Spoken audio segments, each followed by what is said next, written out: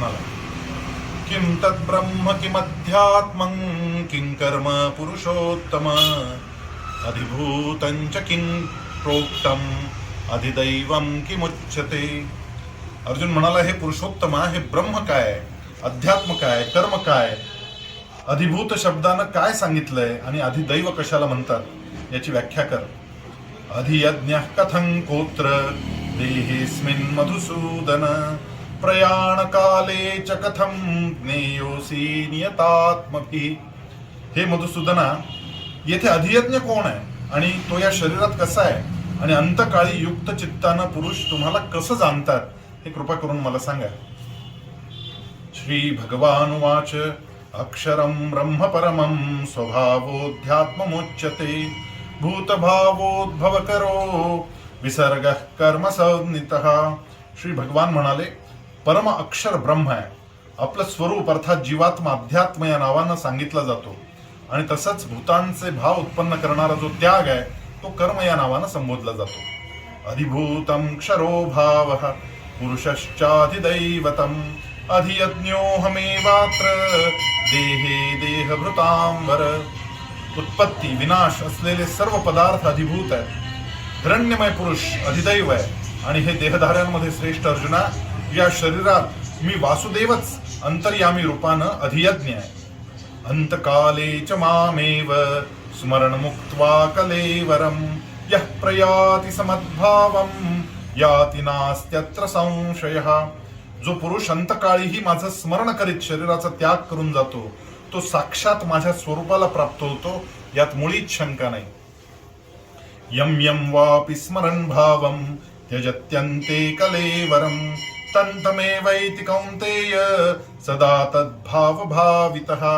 हे कुंतीपुत्र अर्जुना, हा मनुष्य अंतकाळी ज्या भावाचं स्मरण करीत शरीराचा त्याग करतो त्याला त्याला तो जाऊन मिळतो, कारण तो नेहमी त्याच भावाचं चिंतन करीत असतो. फार महत्वाचा भाग आहे हा, की आपण ज्यावेळेस अंतकाळी आपण काय स्मरण करतोय हे फार महत्वाचं आहे. आणि ज्या भावाचं स्मरण आपण करतो तिथं जाऊन तो पोहोचतो. म्हणजे आपण जर परमेश्वराचं स्मरण केलं तर परमेश्वराठाई जाऊ, आणि आपण केवळ मनामध्ये किलमिशांचंच स्मरण ठेवलं किंवा दुःख ठेवलं, जाताना आपल्या मनामध्ये हाच भाव असेल की अरे माझं हे राहून गेलं, ते राहून गेलं, याचं कसं होईल, त्याचं कसं होईल, त्याचं परत येणं हे ठरलेलं असतं. जर काही कामना मनात असतील तर त्या कामनांच्या पूर्तीसाठी जो देह गरजेचा आहे त्या देहामध्ये तो पुनर्जन्म ठरलेला असतो. बाईचं या ठिकाणी जे देहांत झालेलं आहे, मला वाटतं बाईंच्या ज्या शांत चित्तानं बाई गेल्या, सगळ्यांकडे पाहत पूर्ण स्मृतीनं दवाखान्यात जर गेलं आणि दवाखान्यामध्ये भूल दिलेली असेल, श्वासोश्वास लावलेला असेल, काय आठवणार आहे, कोणाचं स्मरण करणार त्या स्थितीमध्ये. आपल्या सगळ्या स्मृती जाग्या असताना जाणं याच्यासारखं दुसरं भाग्य नसतं. आणि स्मृती जाग्या असताना सुद्धा त्या स्मृतीमध्ये कोणत्याही प्रकारची किलमिश नसणं, कोणाविषयीचा वैरभाव नसणं, हा जो भाव आहे हा या ठिकाणी सांगितलाय की असं जाणं हे सोन्याचं जाणं, म्हणजे सोनं झालं. आपण जे म्हणतो देहाचं सोनं झालं, त्या देहामध्ये तो परमात्मा काही वर्ष स्मरण करून तिथे वास करून राहिला आणि मग त्याचं तिथून जाणं झालं. देह हा पंचमहाभूतांचा आहे, तो पंचमहाभूतात विलीन करून टाकतो आपण. अग्नी देतो म्हणजे काय करतो, अग्नीला अर्पण करतो आपण. ज्या काही आपल्या अस्थी असतात त्या अस्थी गंगेला समर्पण करून टाकतो, म्हणजे पाण्यामध्ये टाकतो. जो काही धूर निघतो तो अस्मंतामध्ये, अवकाशामध्ये, वायूमध्ये विलीन होऊन जातो आणि मग राहिलेली राख जमिनीमध्ये मिळून जाते. या पंचमहाभूतात ते सगळं शरीर जातं. पण प्रकृतीकडून प्राप्त झालेल्या अजून काही गोष्टी आहेत, ज्या गोष्टी कुठे जातात. नुसतं पंचमहाभूतांचं देह नाही आहे, त्याच्या सोबत सोबत मन आहे, चित्त आहे, आपला अहंकार आहे, आपली बुद्धी आहे. यांचं काय होतं, त्या आत्म्याला चिकटून त्या परत पुढे सरकतात. पण जर मनात काही नसेलच राहिलेलं तर ते मनही विमुक्त होतो आणि आत्माही विमुक्त होतो. आणि अशा आत्म्याचं विमुक्त होणं हे फार महत्वाचं आहे आणि ते आपल्याला या मृत्यूमध्ये पाहायला मिळालं. तस्मात् सर्वेषु कालेषु मामनुस्मर युध्यच मयि अर्पित मनो बुद्धिर्मामे वैश्यस्य संशयम्. आणि म्हणून हे अर्जुना, तू सर्व काळी निरंतर माझं स्मरण कर आणि युद्धही कर. आपणही युद्धच करतो ना दिवसभर आपल्या पोटा पाण्यासाठी आपलं युद्ध चाललेलं असतं, आपल्या वेगवेगळ्या उपक्रमांसाठी आपला सातत्यानं संघर्ष चालू असतो. या प्रत्येक संघर्षामध्ये सुद्धा त्याचं स्मरण जर ठेवलं तर ती प्रॅक्टिस राहील. आणि शेवटचा जो युद्धाचा प्रसंग येईल, ज्यावेळेस या देहातून तो आत्मा बाहेर निघणार आहे, ते एक युद्धच आहे. त्या युद्धाच्या वेळी जर त्याचं स्मरण करायची सवय असेल आपल्याला आयुष्यभर, तर ते स्मरण त्यावेळेस होणार आहे. नाही तर त्यावेळेस यातनांनी, देहाला होणाऱ्या यातनांनीच ते मन दुःखात राहील. आणि मग दुःखात मन राहिलं तर ते मन विलीन होणार नाही. ते मन परत जिथे दुःखातून सुखात जाईल अशा देहामध्ये ते परत तो आत्मा तिकडे प्रवेश करणार आहे. आणि म्हणून काय केलं पाहिजे तर भगवान सांगतात, अभ्यास योग युक्तेन चेतसा नान्यगामिना परमं पुरुषं दिव्यं याति पार्थानुचिंतयन्. हे पार्था, असा नियम आहे की परमेश्वराच्या ध्यानाचा अभ्यासरूपी योगानं युक्त, दुसरीकडे न जाणाऱ्या चित्तानं निरंतर चिंतन करणारा मनुष्य परमप्रकाश स्वरूप दिव्य पुरुषाला म्हणजे परमेश्वराला जाऊन प्राप्त होतो. अभ्यास योग युक्तेनं, याच्यासाठी अभ्यास करावा लागतो. अभ्यास म्हणजे रिडिंग नाही, प्रॅक्टिस करावी लागते, सराव करावा लागतो. त्या भगवत नामाचं चिंतन, त्याच्या स्वरूपाचं चिंतन सातत्यानं मनात चालावं, यासाठी म्हातारपणी प्रॅक्टिस करून ती होत नाही. ती युवावस्थेपासून प्रॅक्टिस असेल तर ती शेवटी आपल्याला लक्षात राहते. आणि त्यासाठी अभ्यास योग युक्तेनं असा शब्द भगवंताने या ठिकाणी वापरलाय. आणि मग त्यांनी सांगितलं, कविं पुराणं अनुशासितारं अणोरणीयां समनुस्मरेद्यः सर्वस्य धाता रमचिन्त्य रूपम् आदित्यवर्णं तमसः परस्तात्. जो पुरुष सर्वज्ञ, अनादी, सर्वाचा नियामक, सूक्ष्माहून अतिसूक्ष्म, सर्वांचं धारण पोषण करणारा, अतर्क्य स्वरूप, सूर्याप्रमाणे नेहमी चेतन प्रकाश रूप आणि अविद्येच्या अत्यंत पलीकडच्या अशा शुद्ध सच्चिदानंद घन परमेश्वराचं जो स्मरण करतो, त्याचं काय होतं? प्रयाण काले मनसाचलेन भक्त्या युक्तो योग बलेन चैव भ्रुवोर्मध्ये प्राणमावेश्य सम्यक् सतम परम पुरुषमुपैति दिव्यम. फार सुंदर श्लोक आहे हा. मृत्यू कसा झाला पाहिजे याचं वर्णन आहे. जो भक्तियुक्त पुरुष अंतकाळी सुद्धा योग बलानं भुवयांच्या मध्यभागी प्राण चांगल्या रीतीनं स्थापन करून मन निश्चल मनानं स्मरण करीत त्या दिव्य रूप परमपुरुष परमात्म्याला तो प्राप्त होतो. बाईचा जो मृत्यू आहे, त्या मृत्यूच्या संदर्भात आपण ज्यावेळेस ऐकतो की पायापासून ते प्राण हळूहळू हळूहळू वर गेले आणि शेवटी त्यांनी डोळे उघडले. भोर मध्ये प्राण मावेश्य सम्यक. या डोळ्यांच्या मध्यभागी, तो भुवयांच्या मध्यभागी त्या प्राणाला आणायचंय आणि मग तिथून त्याला विमुक्त करायचं, यासाठी डोळे उघडतात.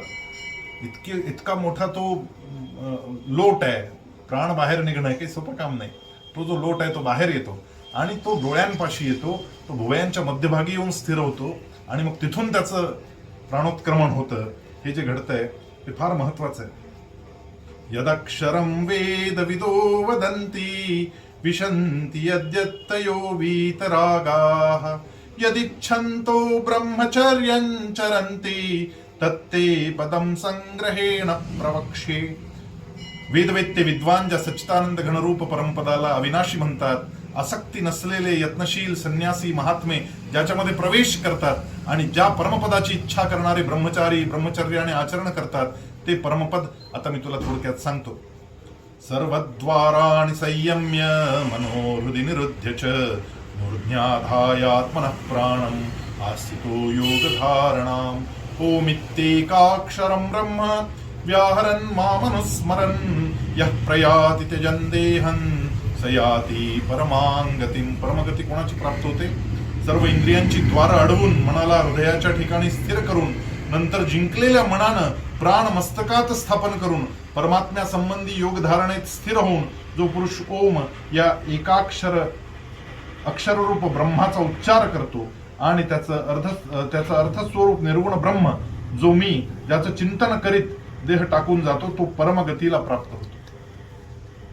आणि यासाठी जाणाऱ्या व्यक्तीच्या शेजारी आपण सातत्यानं भजन कीर्तन केलं पाहिजे. आपल्याला जे काही येईल ते केलं पाहिजे. आणि बाईच्या शेजारी बसून रोज या परिवारामध्ये हे सातत्यानं चालू होतं आणि त्यामुळे बाईच्या मनामध्ये भाव तोच कायम राहिलेला आहे की आता भगवंताचं स्मरण केलं पाहिजे. अनन्यचेता सततं यो मां स्मरति नित्यशः तस्याहं सुलभः पार्थ नित्ययुक्तस्य योगिनः. हे अर्जुना, जो पुरुष माझ्या ठिकाणी अनन्य चित्त होऊन नेहमी माझं पुरुषोत्तमाचं स्मरण करतो, त्या नित्य माझ्याशी युक्त असलेल्या योग्याला मी सहज प्राप्त होतो. काय सुंदर आहे. हे नित्य झालं पाहिजे. आणि नित्य अशा भजन कीर्तनानं त्या व्यक्तीला ते परमपद प्राप्त झालेलं असतं. मामुपेत्य पुनर्जन्म दुःखालयम शाश्वतम नाप्नुवन्ति महात्मानः संसिद्धिं परमांगतः. परमसिद्धी मिळवलेल्या महात्मे एकदा मला प्राप्त झाल्यानंतर दुःखाचं अगर असलेल्या क्षणभंगूर पुनर्जन्माला जात नाहीत. अशा पद्धतीचा ज्यांचा मृत्यू होतो त्यांचा पुनर्जन्म होत नाही, ते कायमस्वरूपी त्या परमपदावर लीन होऊन जातात. ब्रह्मभुवनाल्लोकः पुनरावर्तिनोऽर्जुन मामुपेत्य तु कौन्तेय पुनर्जन्म न विद्यते. हे अर्जुना, ब्रह्मलोकापर्यंतचे सर्व लोक पुनरावर्ती आहेत, परंतु हे कुंतीपुत्रा, मला प्राप्त झाल्यावर पुनर्जन्म होत नाही, कारण मी कालातीत आहे आणि हे सर्व ब्रह्मादिकांचे लोक कालाने मर्यादित असल्यानं अनित्य आहेत. सहस्रयुग पर्यंतम अहर्यत ब्रह्मणो विदुः रात्रीं युग सहस्रांताम देहो रात्रविदो जनाः. ब्रह्मदेवाचा एक दिवस 1000 चतुर्युगांचा असून रात्र ही 1000 चतुर्युगांची असते. जे योगी हे तत्वतः जाणतात ते काळाचं स्वरूप जाणणार आहेत. आपल्याला वाटतं 100 वर्ष म्हणजे फार मोठं आयुष्य आहे. एकूण कालगणनेमध्ये आणि त्या आत्म्याच्या प्रवासामध्ये हा तसा फार छोटासा पिरियड आहे. कारण ब्रह्माची एक रात्र आणि एक दिवस म्हणजे किती आहे, तर 1000 चतुर्युग आहेत. 4 युग 1000 वेळा ज्या वेळेस पूर्ण होतील त्यावेळेस ब्रह्माचा एक दिवस पूर्ण होतो. त्यामध्ये आपली 100 वर्ष हे काहीच नाही, किरकोळ आहेत अगदी. पण या 100 वर्षाचं जे आयुष्य आहे, किंबहुना जे काही आयुष्य आपल्याला मिळालेलं आहे, ते आयुष्य इतकं महत्वाचं आहे की जे अन्य कोणत्याही प्राण्याला ते लाभत नाही, ते केवळ मनुष्याला लाभतं. आणि मनुष्याला लाभलेलं हे जे काही आयुष्य आहे, त्या आयुष्यामध्ये ते आयुष्य म्हणजे एक जणू काही चौरस आहे, चावडी आहे. त्या चावडीवर आल्यानंतर आपण इकडे जायचं की इकडे जायचं की तिकडे जायचं हे आपल्याला ठरवायचं आहे. मग आपण अधोगतीला परत मागे जायचं की आपण परत पुनर्जन्मात यायचं की आपण अन्यान्य योनींमध्ये जायचं की आपण परमपदाला जायचं, हे ठरवण्याचा जो काही कालखंड आहे तो म्हणजे मनुष्य जन्म आहे. आणि या मनुष्य जन्मात हे आपण ठरवतो. आता हे ठरवल्यानंतर हे जीवन अतिशय सात्विक पद्धतीनं जगता येणं, त्यामध्ये दैवी गुणसंपदा सगळ्या आपल्यामध्ये स्थानापन्न होणं. या दैवी गुणसंपदा कोणत्या? 16व्या अध्यायात येतात त्या. अभयम सत्व संशुद्धिर ज्ञान योग व्यवस्थिती दानं दमश्च यज्ञश्च स्वाध्यायस्तप आर्जवम अहिंसा सत्य क्रोध त्याग शांतिरपैशुनम दया भूतेश्वरोलुप्वम मार्दवम ह्रीरचापलम तेज क्षमा धृति शौचम अद्रोहो नातिमानिता भवंती संपदम दैवीम अभिजातस्य भारत. ह्या ज्या सगळ्या दैवी गुणसंपदा आहेत त्यामध्ये सेवा हा फार मोठा दैवी गुण आहे. आणि तो अशा वडीलधाऱ्या माणसांच्या सेवेनं आपल्याला प्राप्त होतो.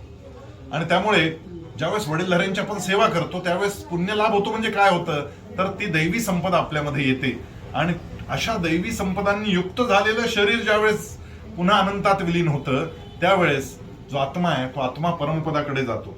अव्यक्ताद् व्यक्तयः सर्वः प्रभवन्त्यहमाहरागमे रात्र्यागमे प्रलीयन्ते तत्रैवाव्यक्त संज्ञके. सर्व चराचर भूत समुदाय ब्रह्मदेवाच्या दिवसाच्या आरंभी अव्यक्तापासून म्हणजे ब्रह्मदेवाच्या सूक्ष्म शरीरापासून उत्पन्न होतात आणि ब्रह्मदेवाच्या रात्रीच्या आरंभी त्या अव्यक्त नावाच्या ब्रह्मदेवाच्या सूक्ष्म शरीरात परत विलीन होतात. भूतग्रामस्यैवायं भूत्वा भूत्वा प्रलीयते रात्र्यागमे वशः पार्थ प्रभवत्यहरागमे. हे पार्था, तोच हा भूत समुदाय पुन्हा पुन्हा उत्पन्न होऊन प्रकृतीच्या अधीन असल्यामुळं रात्रीच्या आरंभी विलीन होतो आणि दिवसाच्या आरंभी पुन्हा उत्पन्न होतो. आणि म्हणून जन्म मृत्यू हे सातत्यानं चालू आहे. परंतु परस्तस्मात् भावोन्यो व्यक्तो व्यक्तात् सनातनः यस्य सर्वेषु भूतेषु नच्छत्सु न विनश्यति. त्या अव्यक्ताहून फार पलीकडचा दुसरा अर्थात विलक्षण जो सनातन अव्यक्त भाव आहे तो परमदिव्य पुरुष सर्व भूते नाहीशी झाली तरी तो नाहीसा होत नाही. म्हणजे जे परमात्मा जो आहे, ज्यातून ब्रह्मा विष्णू महेश ह्या सगळ्यांच्या उत्पत्ती आहेत, ब्रह्मांडाची उत्पत्ती आहे, ते जे परमस्थान आहे ते 15व्या अध्यायात वर्णन केलेलं आहे. त्या 15व्या अध्यायातलं ते जे परमस्थान आहे ते कधीच नाहीसं होत नाही.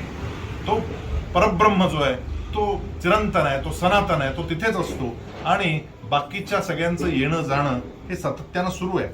अव्यक्तोक्षर इत्युक्तस तमाहो परमांगतिम यम प्राप्य न निवर्तन्ते तद्धाम परमम मम.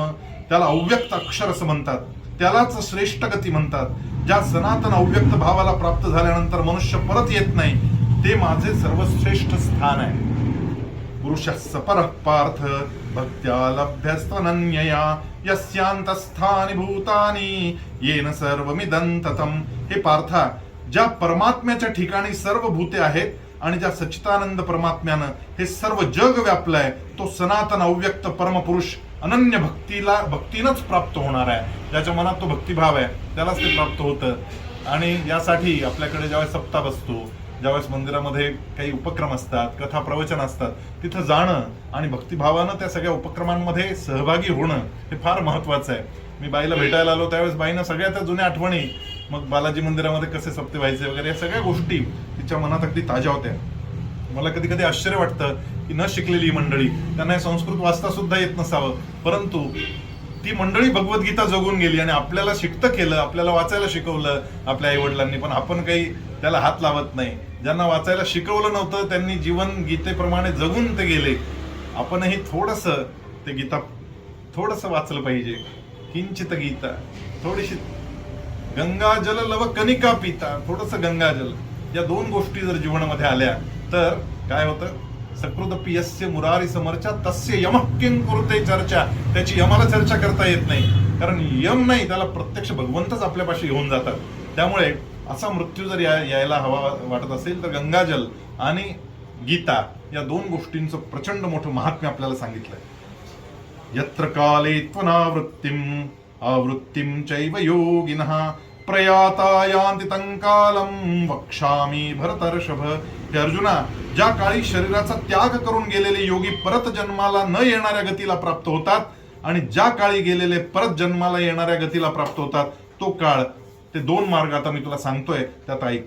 फार महत्वाचे दोन मार्ग आहेत की कसं आपण त्या परमपदाला जातो. अग्निर्ज्योतिरः शुक्ल षण्मासा उत्तरायणम तत्र प्रयाता गच्छन्ति ब्रह्म ब्रह्मविदो जनाः.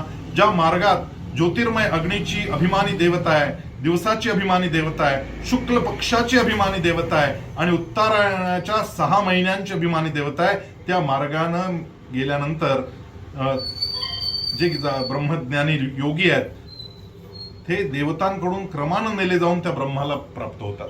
यासाठी उत्तरायणाचं फार मोठं महत्व आपल्याकडे सांगितलं. संक्रांतीच्या नंतरचा जो काळ आहे, त्यानंतरचे 6 महिने जिथे उत्तरायण सुरू असतं आणि सूर्य आपल्याला रोज उत्तरेकडे झुकताना दिसतो, त्या 6 महिन्यातलं जाणं हे तो मार्ग फार जवळून त्या ब्रह्मपदाकडे जातो. उरलेल्या 6 महिन्यातून गेल्यानंतर थोडा लॉंग कट मारावा लागतो, थोडासा तो लांबून रस्ता जातो. तो कसा आहे?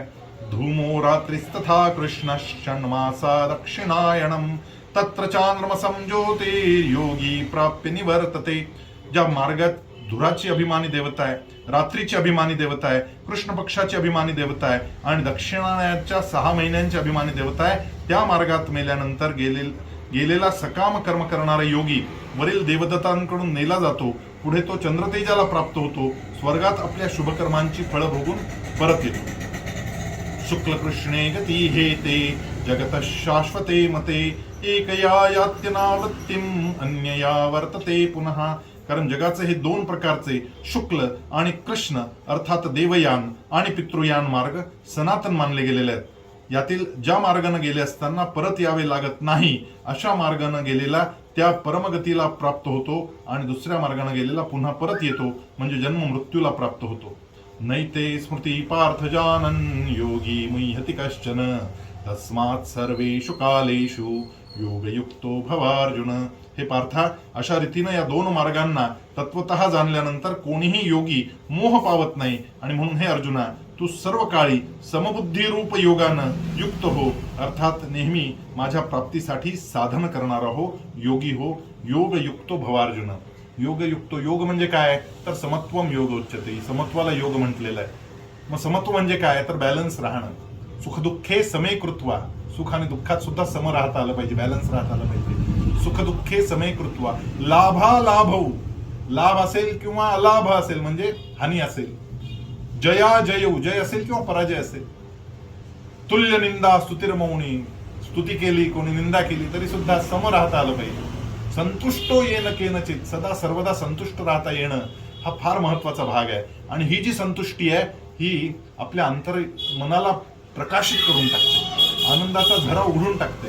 आणि अशा आनंदाच्या अवस्थेमध्ये एखाद्याचं जाणं ज्यावेळेस होतं तो त्या परमपदाला प्राप्त होतो. शेवटच्या श्लोकामध्ये भगवान जे सांगतात ते फार महत्वाचं आहे. वेदेषु यज्ञेषु तपस्सु चैव दानेषु यत् पुण्यफलं प्रदिष्टम् अत्येति तत् सर्वमिदं विदित्वा. यज्ञ, तप, दान इत्यादी करण्याचं जे पुण्यफळ सांगितलंय त्या सर्वांना निसंशय ओलांडून, म्हणजे यापैकी नाही काही झालं तरी सुद्धा काही बिघडत नाही, पण समत्व बुद्धीनं जर जगता आलं, समाधानी वृत्तीनं जर जगता आलं तर त्या समाधानी वृत्तीचं फळ एवढं मोठं आहे की त्याला कोणत्याही प्रकारचं वेद नाही, त्याला दान पुण्य काही नाही केलं.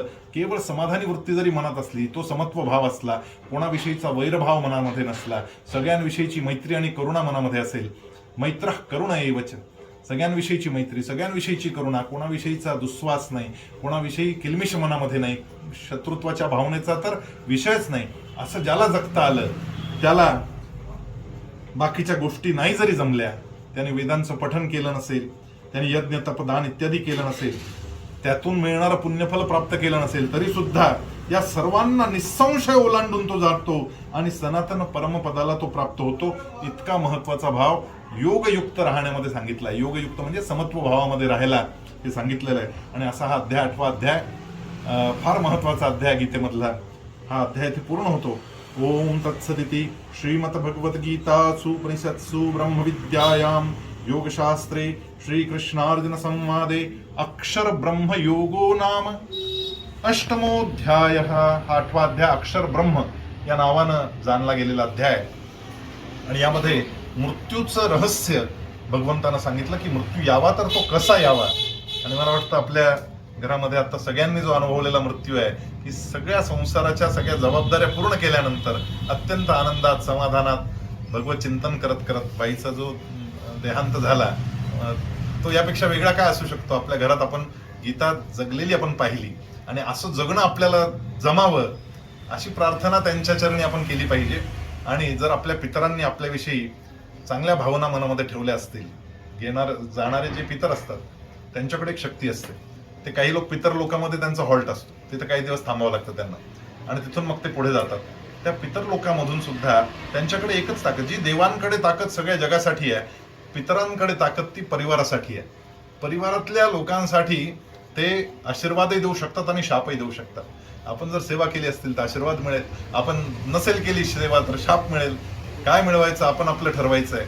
आणि आता बाईचा आत्मा तिथे पितर लोकांमध्ये असेल, तिथून आपल्यासाठी तो काय म्हणत असेल तर अत्यंत समाधानानं आनंदानं तो आशीर्वादच देत असेल यात शंकाच नाही. कारण इतकी सेवा बाईची जी घडली तर त्या सेवेचं पुण्य आयुष्यभर पुरेल इतकं ते पुण्य असतं. आणि तो जो आदर्श आहे तो पुढच्या पिढ्यांना पाहायला मिळतो आणि पुढच्या पिढ्यांवर तो संस्कारही आपोआप होतो. तो संस्कार आपोआप झालेला आहे. ही काळजी आपण सगळ्यांनी घेतली पाहिजे. घरातल्या मोठ्यांचा आदर राखणं, मान राखणं, सन्मान राखणं, सेवा करणं हे ज्या घरात असेल त्या ठिकाणी दैवी गुण येतात. त्या ठिकाणी अशा पद्धतीची सेवा घडल्यामुळे स्वाभाविकपणे त्या घराचं उत्थान होत राहतं. असं हे सगळं भगवद्गीतेचं ज्ञान आहे. त्यातला हा 8वा अध्याय मी आज तुम्हाला सांगण्याचा प्रयत्न केला. जय श्रीकृष्ण. हो, अद्भुत होतं सगळं.